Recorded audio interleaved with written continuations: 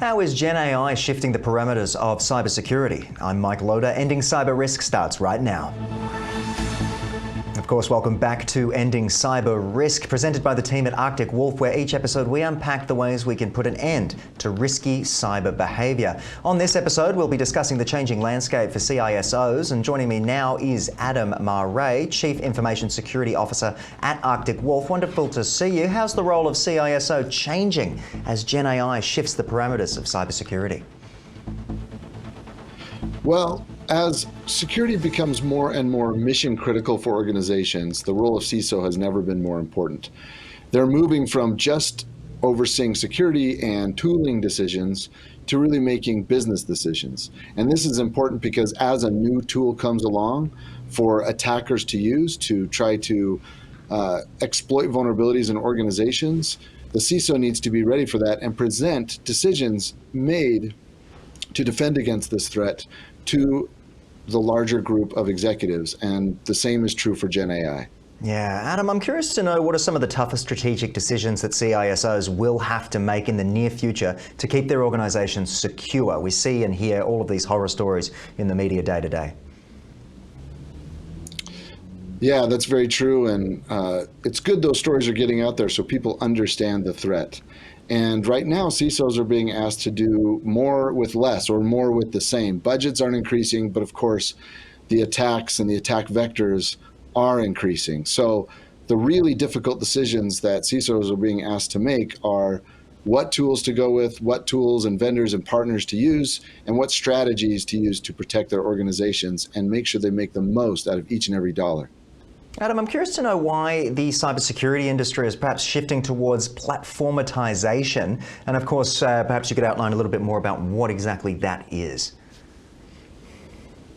Well, it's something that's of chief interest to many CISOs and many executives at large, and that is because you have kind of two general choices when looking at tools. You can look at platformizing, and that is really getting a suite of tools on one platform, and that really has one platform that delivers the objectives you're looking for in buying the tools, or buying a bunch of disparate tools and trying to string them together yourself.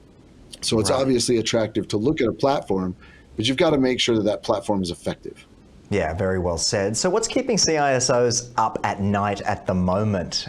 Take us through a little bit about some of those horror stories we're hearing. Well, it's the same things that's always keeping CISOs up at night, and it's all of the threats and attacks that are levied at these organizations. And right now, nation-state threats are increasing, and of course, that's all being supercharged by AI tools that have become ubiquitous to really anyone with an internet connection for very low or no cost at all. And those things are really keeping CISOs up at night. Let's talk regulation for a moment. What sort of things would you like to see CISOs sort of put in place to make their lives easier? Well, one thing would be to really help regulate these AI companies and make it more difficult for them to provide these services to attackers. Many of them are willingly trying to get attackers off of their platforms, but that's very difficult. And making sure we had good regulations around that would really help. Also, good privacy legislation worldwide would help us combat all kinds of attacks and make sure that attackers don't have places like social media to use to help make their attacks more powerful. Yeah, and of course, when we're talking about that power, it can be that personalized version of an attack. We're seeing more deep fake technology, vocal, and of course, international people who are trying to replicate English is becoming much, much easier. So just to summarize today's episode for me, Adam, CISOs, what do we need to be looking for? How would you like to end today? Well, it's just that everyone needs to be aware of the risks that are out there. There's the possibility of these deepfake videos, deepfake audio, misinformation, disinformation, all of these attacks, and these can be levied at individuals and organizations. We will do better as a world community in trying to defend against these threats if we really understand what the threat is out there and we all become more cyber secure and cyber aware. Yeah, and hopefully one step closer to ending cyber risk online. Take us through a little bit about where we can go when it comes to Arctic Wolf. If people do want to connect and perhaps, utilize your services, where's the best avenue to do so? Well, you can start at arcticwolf.com and get a hold of us there. And really, we'd love to help get involved with your organization and helping you end cyber risk for your organization through the services we offer. Nicely said by you. And of course, thank you for joining me on the program today, Adam. I look forward to seeing you again next time. Great. Thank you.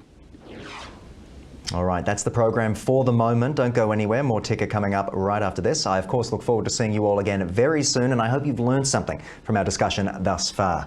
Be well and stay safe online. You're watching Ticker. We'll have more in just a few minutes.